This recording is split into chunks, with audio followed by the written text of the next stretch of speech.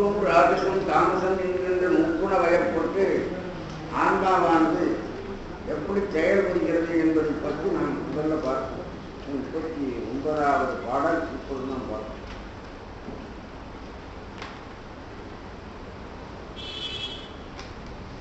முன்னால நமக்கு என்ன சொன்னாரு?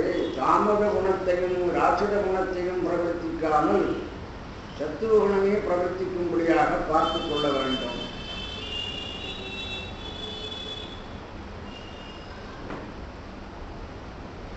இதுதான் நமக்கு உபயோகம். இதுக்கு முதல்ல இருக்கிறதெல்லாம் அவர்கள் எப்படி இருக்கிறார்கள் என்பதை பற்றி சொன்னது. நாம் அவர்கிட்ட நெருங்கக்கூட முடியாது. ஆனால் பிறவி எடுத்தவர்கள் மீண்டும் நல்ல பிறவி அமைய வேண்டும் என்று நினைக்கின்ற பொழுது சத்துவ குணமே நேரிடும்படியாக செய்து கொள்ள வேண்டும். தாமத குணத்திற்கோ ராஜச குணத்திற்கோ அதிகம் வளர்ச்சி அடைவதற்கு இடம் கொடுக்காமல் அவர்கள் பார்த்துக் கொள்ள வேண்டும். அதுக்காக அந்த குணங்களை பற்றிய சில விஷயங்களை சொல்றார். சாத்திவித ஞானத்தால் 38வது பாடல் பக்கம் 99.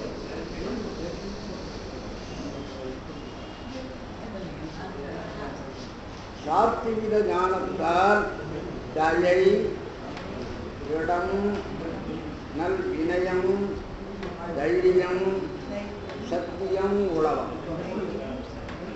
சாத்திய குணத்தினாலே என்னென்ன வரும் அப்படின்றார். இந்த குணம் நம்ம இடத்துல இருக்கும்படியா பார்த்து கொண்டால் மீண்டும் பிறவி எடுக்காத ஒரு பிரச்சனை இல்லாத ஒரு பிறவி எடுத்தாலும் நல்ல உயர்ந்த பிறவிகள் கிடைக்கும். அதுக்காக சொல்றாங்க. தயை, தயைன்னா என்ன? காரணம் இல்லாமல் தோன்றுகின்ற இரக்கம். நமக்கு வேண்டியவன் இல்லை, நமக்கு முன்னால் உதவி செய்திருக்கிறான் அப்படின்னெல்லாம் நினைத்து செய்கிற இரக்கம் அல்ல.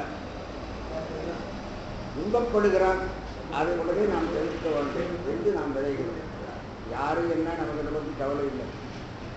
யாராயிருந்தாலும் துன்பப்படுகிறவர்கள் என்று சொன்னால் அவர்களுக்கு அந்த நேரத்தில் நாம் உதவ வேண்டும் என்று நினைக்கிறோன்னே, அதன் தயை. இதுதான் தயா மூலதன்னம், தயையாகிய மூலதன்னம் என்று சொல்கிறார்.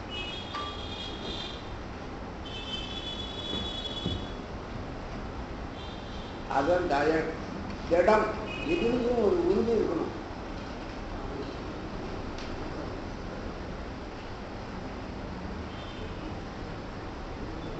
எண்ணம் வலுவாயிருந்தால்தான் நினைத்தது நிறைவேறும். பாரதியார் சொல்றாரு, எண்ணிய முடிதல் வேண்டும், நல்லவே எண்ணல் வேண்டும், துண்ணிய நெஞ்சம் வேண்டும், உண்மையான மனம், சலனப்படுகிற மனம் இருக்கக்கூடாது. ரோட்டை கிராஸ் பண்ணும்போது எப்படி நினைச்சு கிராஸ் பண்றோம்?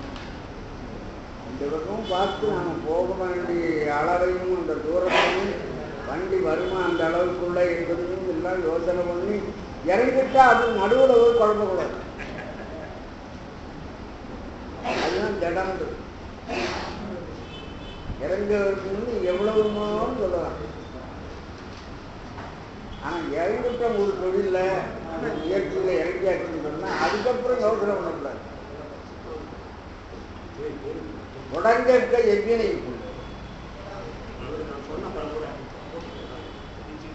உள்ளக்க நிற்கும் இடம் கண்டது நல்லது. ஒரு வினையை எதையும் தொடங்காதீங்க. தொடங்கினால் அது நிற்கின்ற வரையிலேயும் நீங்க அந்த விஷயத்துல தான் ஊக்கமா இருக்கணுமே தவிர ஜடம். இந்த ஜடம் சாத்திய குணம் மேம்படுகின்ற போதுதான் உண்டாகும். நல் வினயம், வினயம்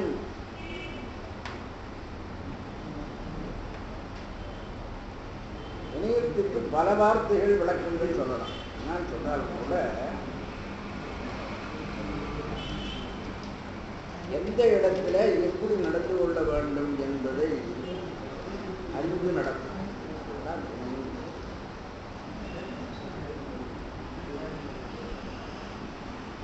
நேரங்காலம் தெரியாமல் வந்து அவஸ்தப்படுத்துறதெல்லாம் வினயமாகும்.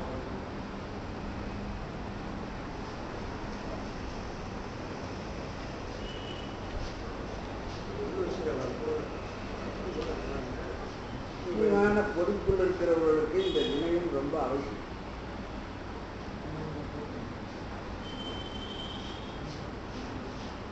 வேற விதத்தில் வினயன்றதுக்கு சூழ்ச்சி என்றெல்லாம் கூட அர்த்தம் பண்ணுவாங்க.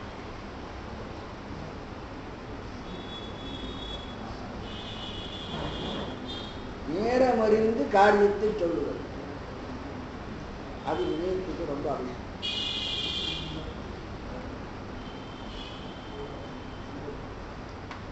பேசும் இடம் அறிந்து பேசப்படுவதற்கு உரியவர்களை அறிந்து கொண்டு அவருக்கு ஏற்றபடி பேச வேண்டும். இதெல்லாம் வினயம்தான்.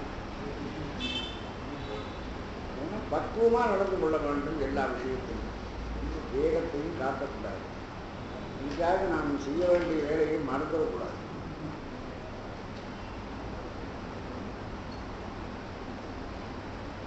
வித்யா வினய சம்பத்து என்று வடமொழியில் சொல்லுவாங்க. வினயம் வேணும்னா வித்தை வேணும். நல்ல கல்வி ஞானம் உள்ளவர்களுக்கு வினயமும் கூட வரணும். இருந்தாலும் கல்வியில் கொடுத்திருக்கிறவர்கள் என்று அவர்களை சொல்ல முடியும். அதுதான் இந்த சத்துவ குணத்தினுடைய முன்னோடி. தைரியம், அதாவது துணிச்சல், எதையும் எடுத்து செய்யும் ஆற்றல் தனக்கு உண்டு என்று நம்பணும். கோழையா இருக்கக்கூடாது. அதுக்காக சத்தியம், எதிலையும் நித்தன்மை இருக்கணும். இதெல்லாம் உங்களுக்கு ராசித குணத்தினுடைய பிரவருத்தி. இது சம்பந்தமா நீங்க என்னென்ன நல்ல குணங்கள் இருக்குமோ அதெல்லாத்தையும் வைத்து வளர்த்துக்கலாம். நீங்க அறத்துப்பால சொல்லக்கூடிய சில ஒழுக்கங்களை எடுத்துக்கொண்டீர்களே, ஆனால் அந்த ஒழுக்கங்கள் எல்லாம் உங்களுக்கு வந்து இந்த தயை, திடம், தைரியம், வினயம் இதிலெல்லாம் வந்து இது வந்தால் அதெல்லாம் இயல்பாகவே நடக்கும். ராசத அராகத்தால்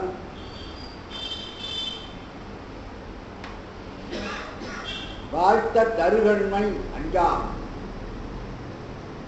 இடம்பம் ஆடம்பரம் கோபம் இதெல்லாம் மறு. இது ராசத குணத்தினுடைய சேர்க்கைகள். தருகண்மை, இடம்பம், கோபங்கள் இதெல்லாம் மறு. தாமதம், தாமத குணம் இருக்கிறது. அது என்ன பண்ணும்? மோகம், அசத்தியம், அஞ்ஞானம், பிரமாதம், ஆலஸ்யம்,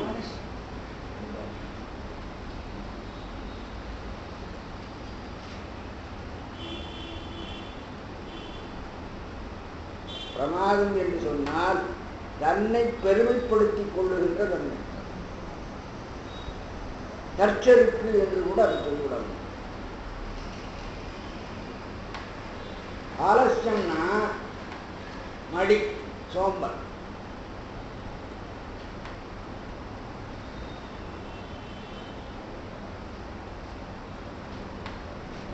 இப்போ சுத்துவ குணத்தை வளரும்படியாக நாம் விட்டுவிட்டால் அது தொடர்கின்ற பிறவிகளிலே உங்களுக்கு நன்மையை உண்டாக்கும்.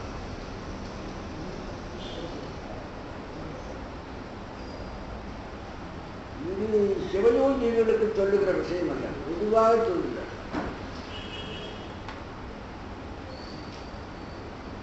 இன்னும் சொல்ல போனால் பூத ஆன்மாவுக்கு சொல்லப்படுகிற செய்தி. அப்படி ஓரளவு சொல்லலாம். ஐம்பூதங்களால் ஆகிய இந்த உடலோடு கூடிய நிலையில இருக்கிற ஆன்மாவுக்கு மூன்று குணம் பயப்பட்டு இருக்கிறபடியினாலே மூன்று குணத்தையும் பற்றி நமக்கு தெளிவாக விளக்கிவிட்டு இதில் சத்துவ குணம் பிரவர்த்திக்கும்படியாக, வளர்ச்சி அடையும்படியாக உங்களை வைத்துக் கொள்ளுங்கள் அப்படின்னா. அதுதான் அடுத்த பாட்டில் உங்களுக்கு இந்த சாத்வீக குணமே புத்திக்கு நிமித்தம் எனவும் அது பூத ஆன்மாவாய் இருக்கின்ற முறை என்ன? ஒரு ஆன்மா உயிரானது பூத ஆன்மாவாக எப்படி இருக்கிறது? அந்த விடயத்தில் இந்த பாட்டு சொல்லுகிறது. தாமதம் மிக்கு இருகுணம் கீழ்ப்படினும்.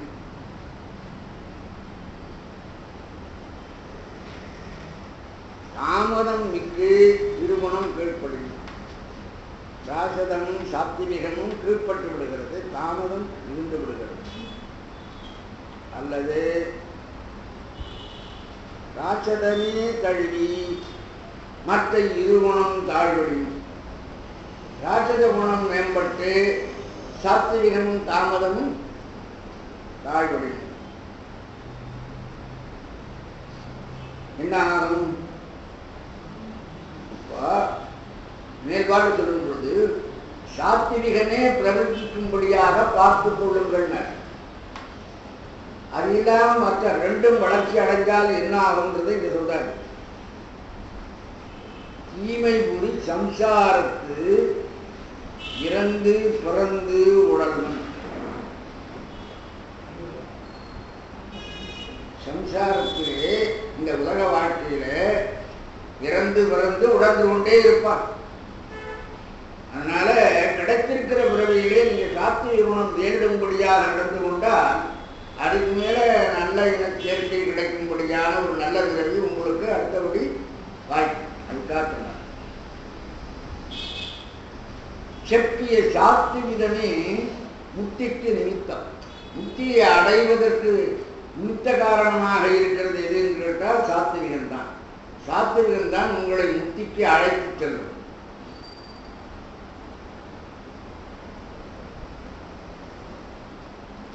இந்த 3 குணங்களிலே சாத்விக குணம் மேம்படும்படியாக செய்யுங்கள் என்பதை இந்த 2 வரியில நமக்கு சொல்லி முடிச்சுட்டார். அடுத்தபடி இன்னொரு வழியும் சொல்ல போறார்.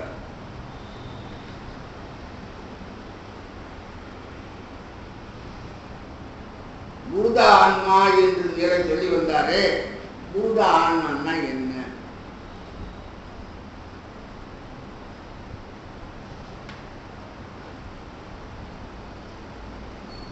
பிருத்திவி, அப்பு, ஏழு, வாயு, ஆகாசம் எனும் 5 பூதங்களுடன் கூடி பூமிதனில் மற்றுள்ள தத்துவங்களை கீழிட்டு பூதமயந்தனை அடைவான், அவன் பூத ஆன்மா. 5 பூதங்களோடு கூடி மற்ற தத்துவங்கள் அடங்கி நிற்க. இப்ப உலகத்துல நடமாடுகிற பொழுது மற்ற தத்துவங்களும் இருக்கும். இப்ப நமக்கு 96 தத்துவங்கள் இருக்கின்றன.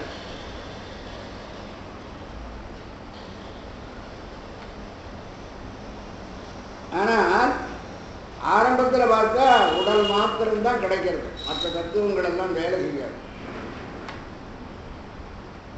உடல் கிடைச்சதுன்னா என்ன ஆகும்? 5 பூதங்கள் மாத்திரம் உடல்ல சேர்ந்துருக்கு.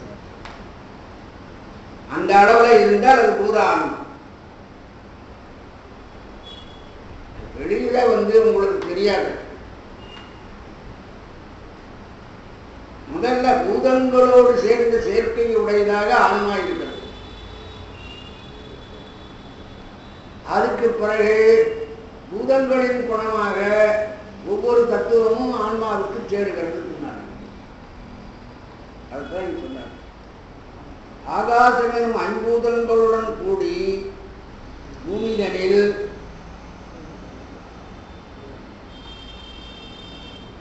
மற்றுள்ள தத்துவங்களை கீழிட்டு பூதமயந்தனை அடைவான். அந்த 5பூதமயமாக இருக்கின்றவன் யாரோ அவன்தான் பூத ஆன்மா. எனவே ஆரம்ப நிலையிலே உயிருக்கு உடல் கிடைக்கிறது. ஆனால் இன்னும் மற்ற தத்துவங்கள் எல்லாம் சேரல. அதனால உயிர் உலகத்திலே நடமாடுகின்ற தன்மை அங்கே இல்லை.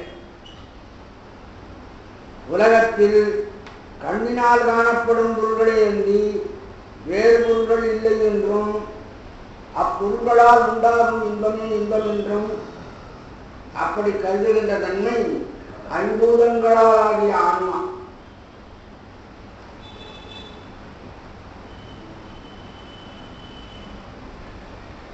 அது உலகாயுதனுடைய கொள்கை. அதுதான் அங்க சொன்னார், உடம்பே தான் நினைத்தான் அது பூதமயம்தான் அடைவான். ஏகத்திலேயே ஆன்மா என்று நினைக்கின்ற லோகாயுதன் பூத ஆன்மாவை உடையவன்.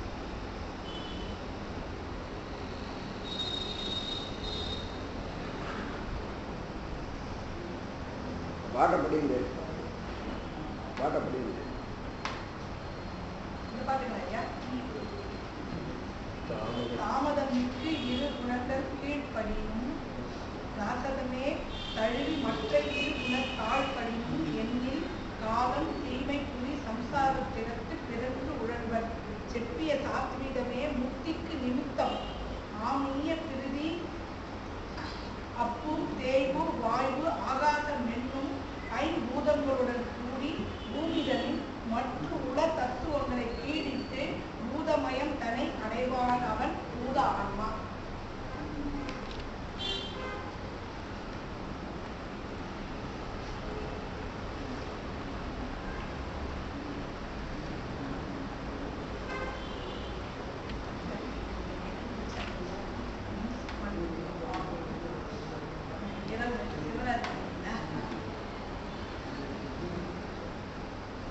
அடுத்தபடி அந்தரான்மா என்பதை சொல்ல வருகிறார். அந்தரான்மான்னா உள்ளே இருக்கிற ஆன்மா.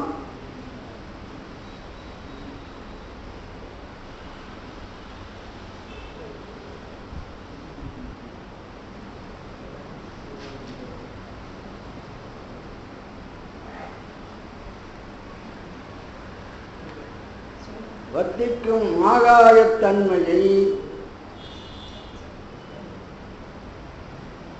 செப்பத்து மருவிய நற்பிராணனோடு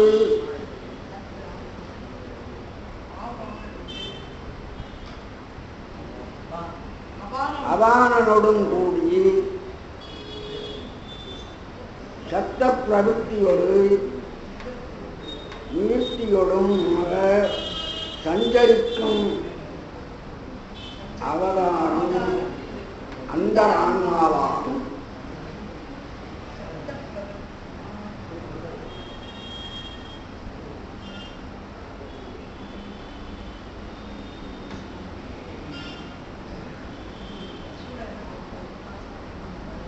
ஆகாயத்தினுடைய தன்மை சப்தம். அதுபோல பிந்துவிலிருந்து முதல்ல தோன்றுவது வைகை முதலாகிய வாக்குகள்.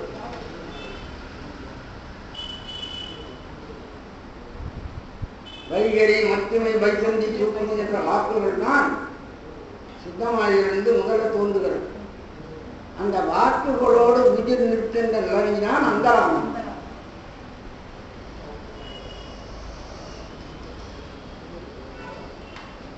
வர்த்திக்கும், வர்த்திதல்னா வளர்ச்சி அடைதல் என்று அர்த்தம். உள்ளே கொஞ்சம் கொஞ்சமாக வளர்ச்சி அடைகின்ற ஆன்மா. அது அகத்தை இயங்கிக் கொண்டிருக்கும் ஆகாயத்தன்மை. ஆகாயத்தன்மை என்ன? நாதமாத்திரையான சூக்கும வாக்கு. அது பிராணனோடு அபானனுடன் கூடி பிராணவாயுடனும் அபானவாயுடனும் கூடி சத்த பிரவೃத்தியோடும் நிவൃத்தியோடுமாக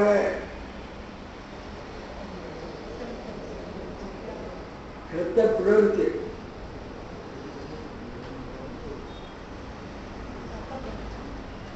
நிவர்த்தி. சத்த பிரவೃத்தின்னா ஓசை உண்டாகும், நிவர்த்தின்னா இல்லாம போகும். ரெண்டையும் உடையதாக அசரித்தலை செய்தவையும் செய்யாதிருத்ததையும் உடையதாக அப்படி சஞ்சரிக்கும் அவதாரம் அந்தராத்மாவாகும். அப்படி உயிர் நிற்கின்ற நிலைதான் அந்தராத்மா. அப்போ உயிர் உள்ளே ஆகாயத்துக்குரியதாய் சப்த குணத்தோடு மாத்திரம் கூடியிருக்கின்ற ஒரு நிலம். அதுதான் சொன்னார்.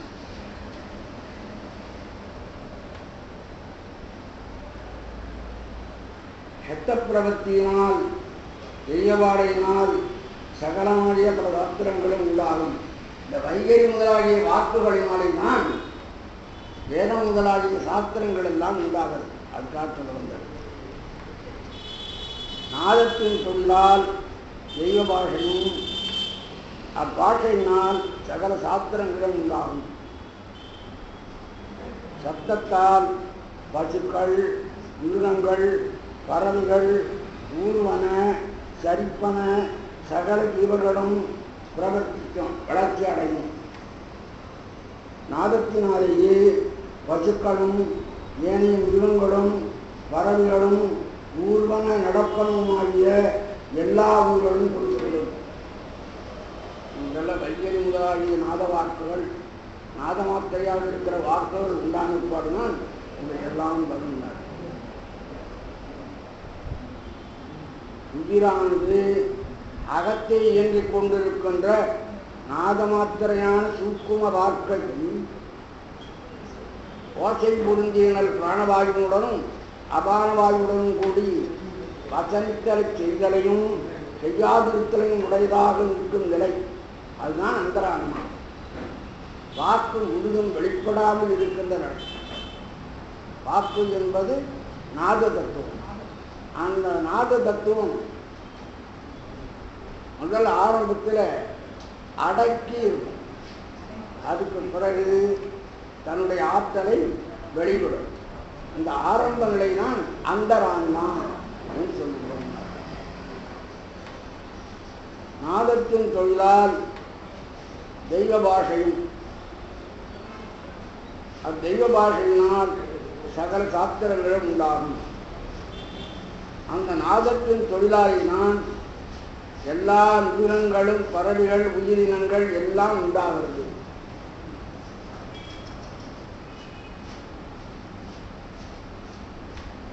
உயிரானது அகத்தே இருக்கும் நாதமயமாகிய வாக்குகளுடன் கூடி நிற்கின்ற காலத்திலேதான் அந்தரான்மா என்ற பெயரை பெறுகிறது. உள்ளே இருந்து புறப்பட்டு வருகிற வரையிலேயும் உயிருக்கு ஒவ்வொரு இடத்திலே ஒவ்வொரு பெயர் சொல்கிறது. ஐம்பூதங்களோடு கூடிய உடலோடு கூடுகின்ற தன்மை பூதான்மா. அதுக்கு பிறகு வாக்குகளோடு கூடுகின்ற தன்மை வைகரி முதலாகிய சப்த பிரபஞ்சமாகிய வாக்குகளோடு கூடுகிற தன்மை அந்தரான்மா. உள்ளே இருக்கிற உயிர். வாக்காவது சூக்குமை, வைசந்தி, மத்திமை, வைகரி என 4 வகைப்படும். ஏற்கனவே நீங்கள் படிச்சிருக்கீங்க. இதெல்லாம் சித்தாந்தத்தில் வர. அவற்றுள் அகத்தே நாதமாத்திரையாக இயங்கிக் கொண்டிருப்பது சூக்குமை. அது வெளியில் தெரியாது. இந்த சப்தம் ஒரு ஒலியாக உள்ளே இயங்கிக் கொண்டிருக்கிறது. அக்கரங்கள் அகத்தே நிர்விகற்பமாய் தோன்றுதல், வேறுபாடு இல்லாமல் தோன்றுதல். சப்தம் வந்தா சப்தத்துக்கேற்ற எழுத்துக்கள் வரும். அந்த எழுத்துக்கள் தோன்றாமல் இருக்கிற நிலைதான் வைசந்தி. அக்கரங்கள் அகத்தை பிரிந்து தோன்றுதல், உள்ளேயே தனித்தனியாக தோன்றினால் அது தூக்குமை, மத்திமை. அது பிறகு தன் செவிக்கும் பிறர் செவிக்கும் கேட்கப்படுவதாக சொல்லுகின்ற சொல்தான் வைகரி. மத்திமை வாக்கு உதாரண வாயுவின் தொழிற்பற்றோடு கூடியது. உதாரண வாயுதான் சப்தத்தை நமக்கு எழுப்புவது. இந்த ஒரு வேலை தான் அது வயிற்றிலிருந்து செயல்படுவது. பிராணவாயு மூச்சு காற்று, அபான வாயு கீழிறங்கி செல்கின்ற காற்று, உதாரண வாயு சப்தத்தை மேலெடுக்கும். இந்த உதான வாயு சரியா வேலை செய்யலைன்னா சப்தம் வராது. பிராணன், அபானம், உதானம், தியானம், சமானம், இந்த 5 வாயுக்களும் எப்பொழுதும் இயங்கிக் கொண்டே இருக்க வேண்டும், சரியா இருக்கும். ஞானம் என்பது உடம்பை எப்பொழுதும் சமநிலையில் வைத்துவிட்டது. சமானம் என்பது உடம்பில் இருக்கின்ற எல்லா கருவிகளும் தன் தொழிலிலே இயங்கும்படியாக பார்த்துக் கொள்ளும். எப்பொழுது ஏற்பாடு பண்ணியிருக்கிறார்கள் தான் நாம் புரியும். இறைவன் இந்த உடம்புக்குள்ள இந்த 5 வாயுக்களையும் வைத்து இவ்வளவு ஏற்பாடுகிறார். இது மாதிரி இல்லாம அவசியப்பட்டால் வரக்கூடிய வாயுகள் அப்ப மாத்திரம்தான் அந்த வேலையை தொடங்கும். மற்ற நேரத்தில் உள்ள அடங்கிடும். நாகன், கூர்மன், கிரிகரன், தேவதத்தன், தனஞ்சயன் என்று 5 வாயுக்கள். இந்த 5 வாயுக்களும் ஒரு சில நேரத்தில் தான் தன்னுடைய தொழிலை செய்யும். இறந்துமா ஒரு கட்ட ஒரு 2 நாளைக்கு அந்த உடம்பு கெடாமல் பார்த்து கொள்ளுவது தனஞ்சயன் என்கிற வாயு. அது உடம்புல இருக்கிறபடினால அது கெடாமல் பார்த்துட்டு போகும். ஒரு டைம் கொடுக்குறாரு, வரவங்க வரட்டும், பார்க்கட்டும், அது ஒன்றும் சரியா இருக்கும். இந்த மாதிரியெல்லாம் ஏற்பாடுகளை இதையும் செய்திருக்கிறார். பேருக்கு தனஞ்சயன்ல பேரே வைக்கிறாங்க சில பேருக்கு. இதெல்லாம் அவங்க உறுதிதாங்க. பேரே தனஞ்சயன் பேர் வைக்கிறாங்க. வாய்ப்பு சொல்றீங்களா? நாகன் கூப்பிடுறாங்க, கிரிகரன் கூப்பிடுறாங்க, தேவதத்தன் இதெல்லாம் நெடுங்காலமாக அதை வளர்ந்து விடாங்க. அவ்வளவு என்ன வேணாலும் சொல்றாங்கன்னு தெரியுது. தன் செவிக்கும் பிறர் செவிக்கும் கேட்கப்படுவதாய் சொல்லும் சொல்தான் வைகரி. மத்திமை வாக்கு என கொஞ்சம் வெளியில வரக்கூடியதாக இருக்கிறதுனால அது உதான வாயுவின் தொழிற்பாட்டோடு கூடுகிறது. இந்த வைகரி வாக்கு இருக்கு பாருங்க, அது பிராணவாயுவின் தொழிற்பாட்டோடு கூடுகிறது. அது வெளிப்பட வருகின்ற சொல். ஆதன் அவ்விரண்டிலும் சொற்களின் தொழிற்பாடு இல்லை, சப்தம்தான் வருகிறது. மத்திமை வாக்கில் சொற்களின் தொழில் தூக்கமாயிருக்கிறது. வைகரி வாக்கில் சொற்களின் தொழில் தூளமாய் நிகழ்கிறது. அதிலேயே கூட தூக்கும வைகரி, தூள வைகரி என்று 2ஆக வைகரி பிரிக்கிற வழக்கமும் இருக்கிறது. சுருக்கும் உண்மை வைகரி வாக்கில் சொற்களின் தொழில் தூளமாகி நிகழும். ஆதலால் சத்த பிரவೃத்தியோடும் நிவர்த்தியோடும் சத்தத்தை வளர விடுகின்ற தன்மை. நிவர்த்தின்னா வளர விடாமல் அடக்குகிறது, பிரவೃத்தின்னா வளர்ச்சி, நிவர்த்தின்னா வளராமல் நீக்குதல். எல்லாம் நோயெல்லாம் எப்படி இருக்கணும், அதெல்லாம் நிவர்த்தி ஆகி வச்சுங்க. நிவர்த்தின்னா போய்விட்டது, இல்லாமல் இருக்கு. பிரவೃத்தின்னா வளர்ச்சி. வட சொற்களை அதிகம் பயன்படுத்துறதுனால நமக்கு சில இடங்கள் சமய இதில் சித்தாந்தங்கள் எல்லாம் உங்களுக்கு அதிகமாக அந்த வட சொற்கள் தான் இருக்கு.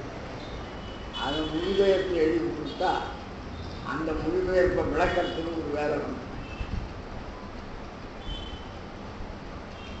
வாக்கெனப்படும் இந்த நாதம் என்றே வைகரி முதலாகிய வாக்குகள் இருக்கிறத அதுதான் சப்த பிரபஞ்சம்னு நாம் சொல்றோம். சொல்லுலகம், பொருளுலகம் என்பது தத்துவ பிரபஞ்சம்.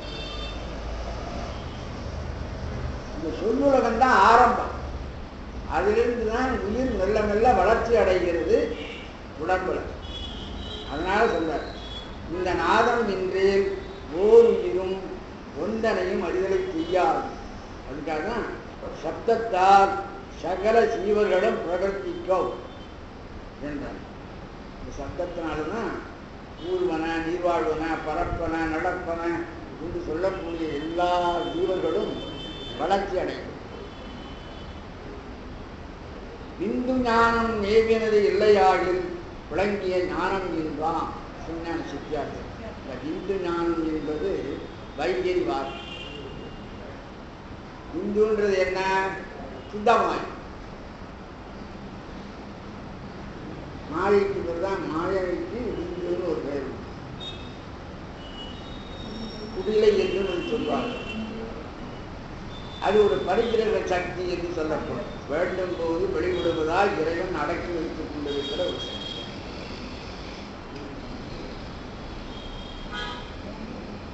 இங்க நாதம் பிந்து என்கிற தத்துவத்தில் ஒன்றாக பிடிக்கிற பிந்து வேற, அது சக்தி. நாதம் என்றால் சிவம், பிந்துன்னா சக்தி. அந்த இடத்துல இந்த பிந்து என்பது பல இடங்களில் மாயை என்ற பொருளில் வரும். உலகை தொழிற்படுத்திக் கொள்ளுகின்ற மாயை, அதாவது சுத்த மாயை.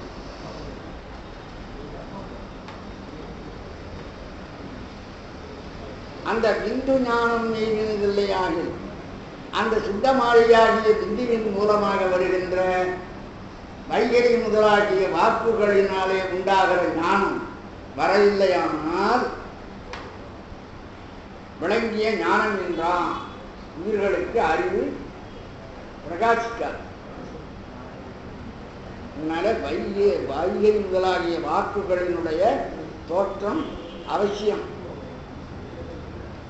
ஆண்டு பிந்து ஞானம் என்பது ஞானத்திற்கு காரணமாகிய வாக்கு, சப்தம். அந்த சப்தத்தை தோற்றுவிப்பது எது? சுத்தமாய். அதுதான் முதல்ல அது தோற்றுவிக்கிறது. அந்த தோற்றுவிக்கிற சப்தம் வெளியில எழுத்துக்களாக பரிமளிக்காமல் அடங்கி அந்த நிலையை நாம் சொல்றோம் தூக்குமை வாக்கு அப்படின்னு. தூக்குமை வாக்கு உள்ளே ஒரு ஜோதிமயமாக இருக்கும்.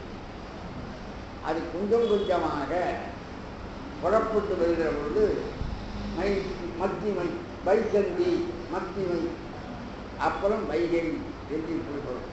வைகரி வாக்கில் வரும்போது சொற்கள் எழுத்துக்கள் எல்லாம் பிரிந்து பிறருக்கு கேட்பதாக தோன்றும். தனக்கு கேட்பதாக வருவது பிறரும் கேட்கும் மொழியாக வருகின்ற சப்தம் என்று சொல்லக்கூடிய இந்த சப்த தத்துவத்திலிருந்து தான் எல்லாமே உண்டாகின்றன. முதல்ல சப்தம் உண்டாகி அதில் தான் எல்லாம் உண்டாகிறது. அதனால்தான் இறைவனுடைய சிலம்பு கால் இருக்கிறது, அந்த சிலம்பினுடைய சப்தத்திலிருந்து தான் எல்லாம் உண்டாகிறது. வைகரி முதலாகிய வாக்குகளை சொல்ற மாதிரி சாஸ்திரத்தில் அது சொல்லுவாங்க. உலகெல்லாம் உணர்ந்து உதற்கையவன்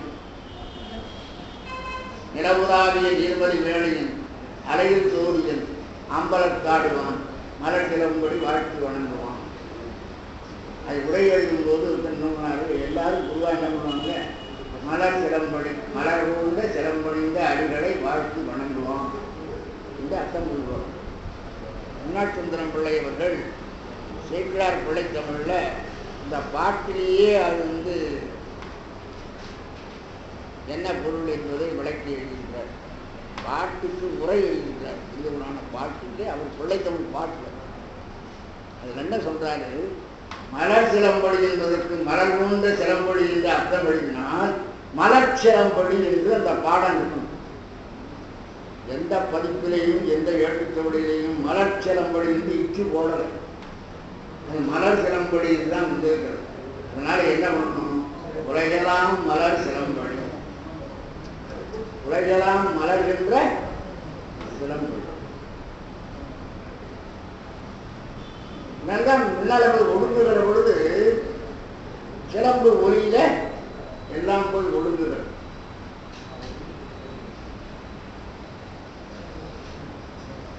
சிதம்பர தத்துவத்திலே உலகத்தில் இருக்கின்ற எல்லா கோயில்களிலும் இருக்கின்ற இறைக்கலைகள் எல்லாம் போய் ஒடுங்குகிறதுன்னு என்றும் அங்கதானே ஆட்டம் இருக்கு, சப்தம் இருக்கிறது, அதுல போய் எல்லாம் ஒடுங்கி விடுகிறது. இதுதான் உலகெல்லாம் மலர் சிலம்பொழி, உலகெல்லாம் மலர்கின்ற சிலம்பொழி. அவன் உணர்ந்து ஊதற்கரியவன் நிலவுலாவிய நீர்மொழி வேணியன் அழகில் சோதியன் அம்பலத்து ஆடுவானுடைய உலகெல்லாம் மலர் சிலம்பொழியை வாழ்த்து வணங்குவான். இப்படி சேர்த்து அர்த்தம் பண்ணணுன்றார்.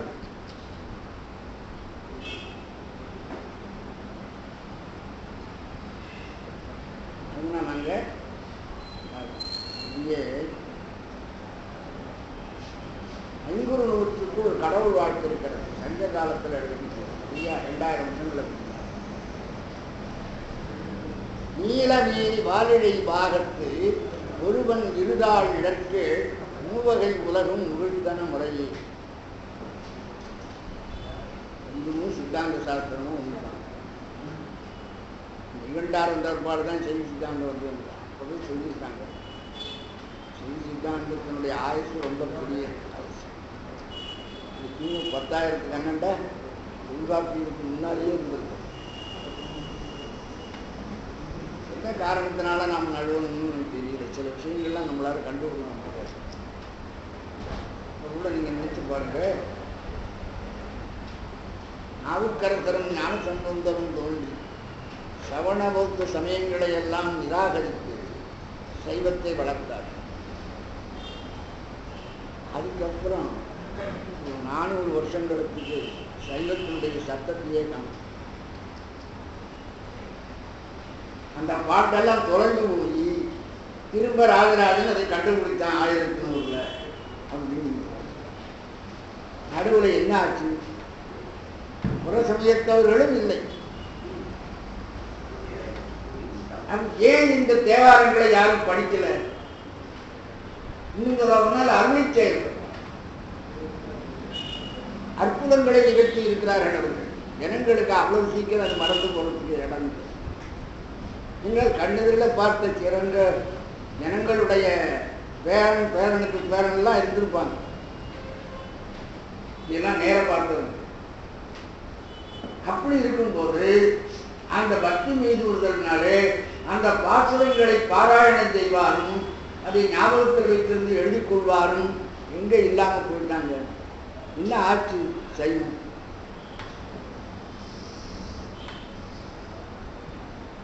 இன்னமும் அதை பற்றி நம்ம ஆராய்ச்சி செய்து பார்த்தாலும் யாரும் அந்த ஆராய்ச்சியிலையும் நுழையல.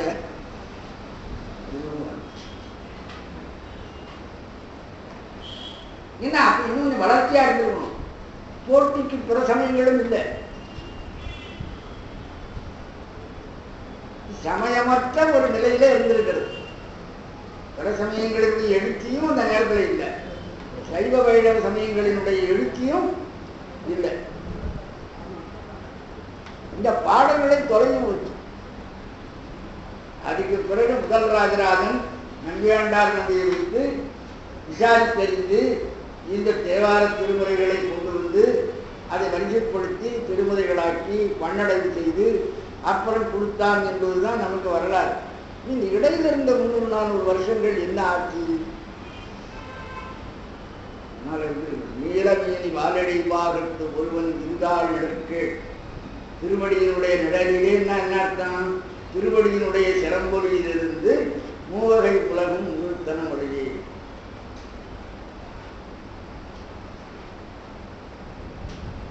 சுத்தமாயா உலகம், அசுத்தமாயா உலகம், பிரகதி மாயா உலகம், மூவகை உலகம் உருத்தனம். கீழ் நடு பாதம் என்கின்ற அந்த மாதிரி உலகம் இல்லை. 3 உலகம்னு சொன்னால்தான் அந்த மாதிரி அர்த்தம் பண்ணணும். தேவர் உலகம், மண்ணுலகம், பாதாள உலகம்னு அப்படி அர்த்தம் பண்ணணும். 3 உலகம் சொல்லல, 3 வகை உலகம். 3 வகை என்ன?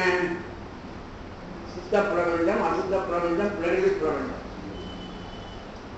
இந்த 3 வகையான உலகம் எங்கிருந்து முகிழ்த்தது? எம்பெருமானுடைய திருவடி நிழலிலிருந்து வந்தது.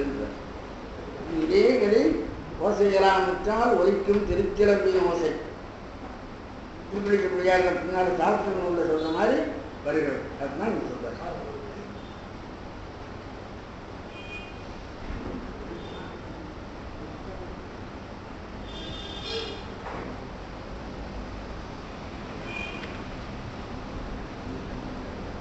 வாக்கெனப்படும் இந்த நாதம் என்றே ஓர் உயிரும் ஒன்றனையும் அழிதலை செய்யாது.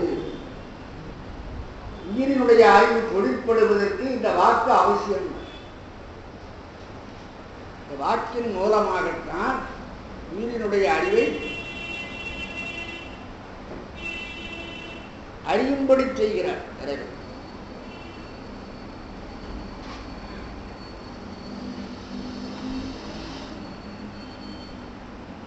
தூண்டல் என்று நாம் சொல்லுவோம் சில நேரங்களில். இந்த தூண்டலை செய்வதுதான் இந்த வாக்குகள்.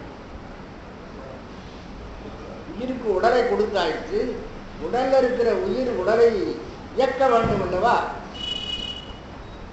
நமக்கு கண்ட்ரோல்னு ஒரு இடம் இருக்கு. அது ஏதோ கண்டு போச்சுன்னு சொன்னா உடனே அந்த கண்ட்ரோல் இல்லை அப்படின்னு. அதுபோல இறைவன் என்ன பண்ணுகிறான், இந்த வாக்கு என்கின்ற நான்கையும் வைத்து இந்த சப்த பிரபஞ்சத்தின் மூலமாக அர்த்த பிரபஞ்சமாகிய பொருள் உலகத்தை இயக்குகிறான். அப்ப அதுக்கு முதல் விசையாக இருக்கிறது இந்த நாதம். இன்னொரு வகையில் பார்த்தீங்கன்னா நாத தத்துவம் முதல் இருக்கு. அந்த நாதத்தை நாத தத்துவம் என்று சொல்வதை காட்டிலும் சிவதத்துவம் என்று சொல்லுவதுதான் சரி. அது சிவம் சக்தி, அந்த நாதம். இந்த நாதம் என்ன, வைகரி முதலாகிய ஒலிகள். அது உள்ளடங்கி இருத்தலும், பிறகு மேலெழும்புதலும், பிறகு புறப்பட்டு வெளியிலே வருதலும் என்று இப்படி எல்லாம் அதை வகைப்படுத்தி நாம் பார்க்கணும். அவ்வளவுதான். அதனால்தான் அந்த நாத தத்துவ மாத்திரையாக இருக்கின்ற ஒரு நிலையை அந்தர் ஆன்மான்னு சொல்லும். உடம்போடு உயிர் இருக்கின்ற நிலை பூத ஆன்மா. உடம்புக்கு மேல வைகரி முதலாகிய வாக்குகள் சேர்ந்து அதனாலே சப்த பிரமாணம் உயிருக்கு உண்டாகிவிட்டது என்று சொன்னால் அப்பொழுது அது அந்தரான்மா என்று அழைக்கப்படுது. அது உயிரினுடைய சேட்டை தான் உங்களுக்கு வெவ்வேறு இதுவா வேதப்படுத்தி நமக்கு காட்டுகிறாரே தவிர புதுச்சா அந்தரான்மான்னு ஒன்று தனியாக கொண்டு வரணும். இந்த உயிர் அன்பூத காரியமாக இருந்து கொண்டு அப்படியே இருக்கிறது. அதுவே உயிர் என்று நினைக்கிற அளவுக்கு இருக்கிறது.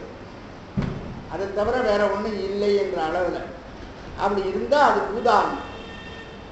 அதுக்கு மேலே உயிரை செயற்படுத்துகின்ற அந்த மத்தி முதலாகிய வாக்குகள் அதிலே பிரகாசித்தால் அப்பொழுது அந்தரான்மாவாக இருக்கிறது என்று அர்த்தம். அதுதான் இங்கே சொல்றாங்க.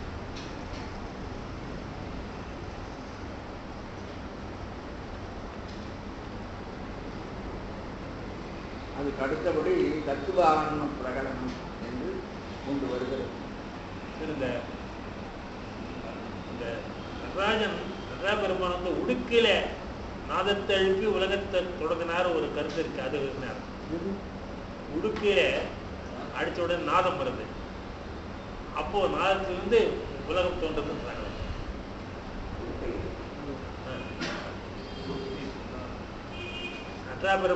நடராஜ பெருமான் தன்னுடைய கையில உடுக்கையை வச்சு முதல் சத்தத்தில் வருது. அது வேற அதுதான் உலகம் தோன்றுன்றாங்க. சொல்லலாம். சப்தம்ன்றதுதான் உங்களுக்கு அடிப்படை. அது துளியின் ஒலியின் மூலமாகத்தான் உலகம் தோன்றுகிறதுன்றது உண்மை விளக்கம் போன்ற நூல்கள்ல சொல்லுவார். அதையும் சொல்லலாம், இதையும் சொல்லலாம். இதுவும் தாங்கள் சொல்றது இருக்கிறது. திருவடியிலிருந்து வருது சொல்லுங்க, அது சொல்றேன். சிலம்பிலிருந்து வருது, அது சொல்றேன். அது நடராஜ பெருமானுடைய தோற்றத்துக்கு சொல்லப்பட்ட ஒரு காரியம். ஒவ்வொன்றும் ஒவ்வொரு காரியம் பண்றதா சொல்லுவாங்க. துடி என்பது சப்தத்தை எழுப்புகிறது, சப்தத்தின் மூலமாக படைப்பு நிகழ்கிறது. என்ன சொல்றாரு அவரு, வைகரி முதலாகிய சப்தங்களின் மூலமாகத்தான் உயிர்கள் இயங்குவன, நடப்பன, பறவைகள் எல்லாம் தோன்றிச்சுன்னு சொல்றாருல. அப்போ தோற்றம் துடி அதனில் என்று அவர்கள் சொல்றாரு. துடியுடைய சப்தம், துடி சப்தமா சிலம்பு சப்தமானு கேட்குறேன். இங்கே துடி சப்தம்னு சொல்லலாம், சிலம்பு சப்தம்னு சொல்லலாம். ஆடாது இருக்கிற பொழுது துடி ஆடலாம், ஆடுகிற பொழுது சிலம்பிலிருந்து உலகத்தை தோற்றுவித்துக். ஆக இன்னும் அடிப்படைப்பா சப்தம்தான் தோற்றுகிறது. முதல்ல தோன்றுவது சப்தம். அந்த சப்தத்தின் மூலமாகத்தான் மற்ற தத்துவங்கள் எல்லாம் தொழிற்படுகின்றன. அந்த சப்தம் வைகரி முதலாகிய வாக்குகளாக விரிகிறது. அதுதான் அங்கே சொல்றாங்க. அதே மாதிரி உங்களுக்கு ஆரம்பத்தில் உடம்பே உலகம் என்று நினைத்து கொண்டிருக்கிற அளவில் நிற்கிறது தான் பூதான்மம். என்றால் உடம்பு என்பது பூத பௌதிகம், 5 பூதங்களால் ஏற்பட்ட பௌதிகம் தான் உடம்பு. அந்த அளவில் உயிர் இருந்திருக்கிறது தான் பூத ஆன்மா. இந்த பூத ஆன்மா அடுத்தபடி சப்தமாகிய வைகரி முதலாகிய வாக்குகளோடு சேர்கிறது. வாக்குகளோடு சேர்கிற பொழுது அந்தர ஆன்மாவாக ஆகிறது. அதுக்கு பிறகு 96 தத்துவங்களோடு இந்த உயிர் சேர்கிறது. அப்பொழுது தத்துவ ஆன்மாவாக ஒரு ஆன்மாத்தானே பூதான்மா என்றும் அந்தரான்மா என்றும் அப்புறம் தத்துவ ஆன்மா என்றும் ஆகும். தான் சொல்லிட்டு போறார்.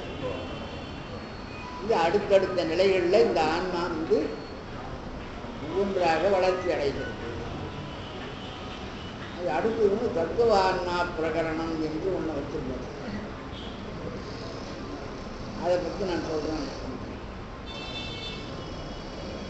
அப்புறம் மந்திர ஆன்மா என்று ஒன்று உண்டு. அது கடைசியில் இந்த சப்தம்ன்றதும் நாதம்ன்றது ஒண்ணுதானே சார்? சப்தமும் நாதமும் ஒன்றுதானே? ஒன்றுதான். நாதம் என்பது ஒலி. இல்ல ஒலியானது வெளிப்படங்கள் விஞ்சுன்றாங்க. அதாவது உரைகாரர் எழுதுகிற போது எழுதுவாங்க, இசையினுடைய இதை கேட்டால் யானையை கட்டுப்படுத்த முடியும். என்ன காரணம்னா அது நாதத்தில் தோற்றுகிறது. நாத தத்துவத்திலிருந்து முதல்ல தோற்று கொண்டது யானை. இசையின் மூலமாகத்தான் அதை கட்டுப்படுத்த.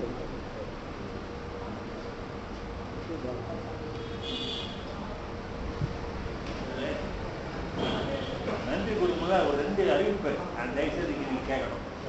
ஒன்று, சென்ற வாரம் நாங்கள் கோயம்புத்தூர் போனோம். ஏறி 90 ரூபா 110வது ஆண்டு விழாவானது கோயம்புத்தூரில் சிறவை ஆதீனம் குருமா சின்னாருடைய நல்ல ஆதரவில் மே 15, 16, 17 தேதி நடக்க இருக்கிறது. அதை நீ குறித்து கோயம்புத்தூர் ஏன்னா ஹாலிடே இருக்கிறதுனால சில பேருக்கு டிக்கெட்ஸ்லாம் கிடைச்சாக்கணும் முன்கூட்டியே செய்தாக இருக்கிறது. அது இன்னும் விரிவான நாங்கள் ஜெனரல் செக்ரட்டரி இவங்க 3 பேர் போயிருந்தோம். அப்போது ரிசர்வ் பண்ணோம். ஓரளவு நாங்கள் ஃபைனல் ஷேப் கொண்டு இருக்கோம். அவர் ஏற்றுக்கொண்டிருக்காங்க, எங்களுக்கு வேண்டுகோள் ஏற்றுக்கொண்டிருக்காங்க.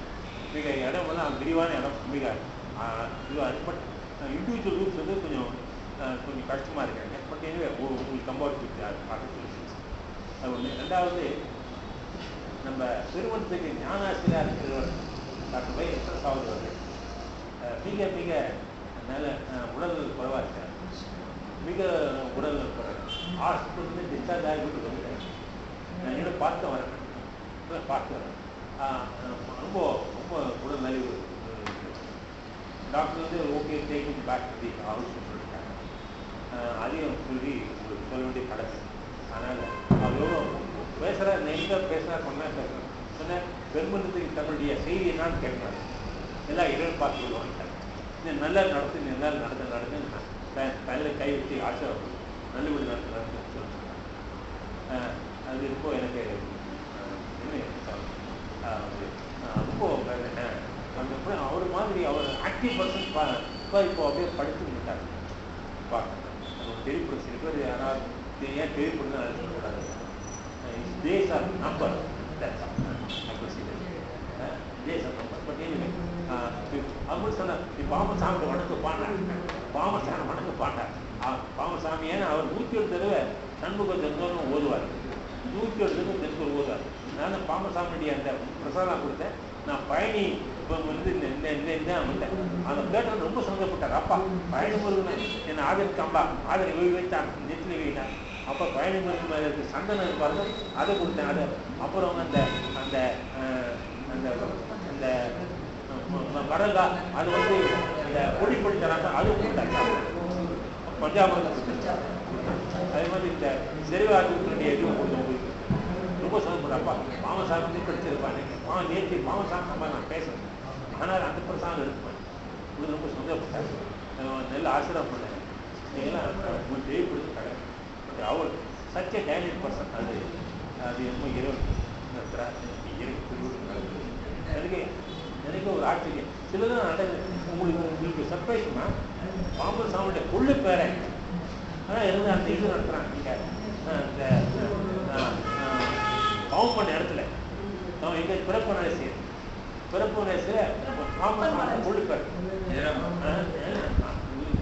புழுப்பேட் லாஸ்ட் வீக் ஆக்சன் பாஸ்ட் கொஞ்சம் எங்களும் நம்ம அவர் பிறப்புல யார் பார்க்க போறாங்க இப்போ அவர் பிரதரை கார்பட் அவங்களுக்கு சரி குமரகுரு லாஸ்ட் வீக் அட்டன் போய் அதே மாதிரி பாருங்க நம்ம வேலூர்ல சாமி இருக்கிறத அந்த ரத்தனி சாமி அவர் சன்வாச சடை பாஸ்ட் நமக்கு தெரியாது இதெல்லாம் பார்க்கும்போது நம்மளால தாங்க முடியல எப்படி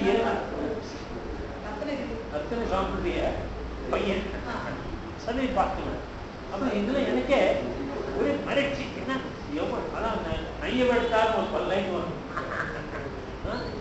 பிள்ளைங்களுக்குள்ள எப்படி இன்னைக்கு விற்கிறாரு எனக்கு நம்மளாம் என்னுடைய சிறிய வேர்டுக்கு எதுக்குன்னா நம்மளாம் ஒரு நிமிஷம் பிரார்த்தனை பண்ணி பேராசிரியர் ரத்தன சாவலுடைய உடல்நலம் கூடி சீர்த்த சரியாகி அவருடைய வாழ்நாள் நீடிக்க வேண்டும் என்று இறை காட்சி போப்பாங்க என்று கூடி வந்து ஒரு நிமிஷம் அவருடைய உடல்நலம் சீராகணும் பிரார்த்தனை பண்ணி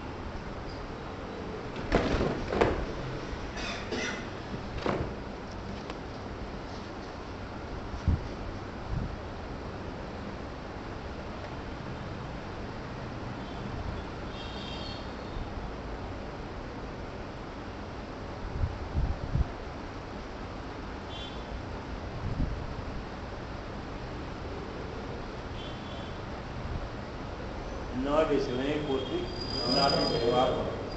மகாவித்வானுடைய சூழ்ந்தவர் வைரத்னசாபதி ஐயா உடல்ல ரொம்ப குண்டிருக்காரு ரொம்ப குண்டிருக்காரு ஹாஸ்பிட்டல் டிஸ்சார்ஜ் பண்ணிட்டாங்க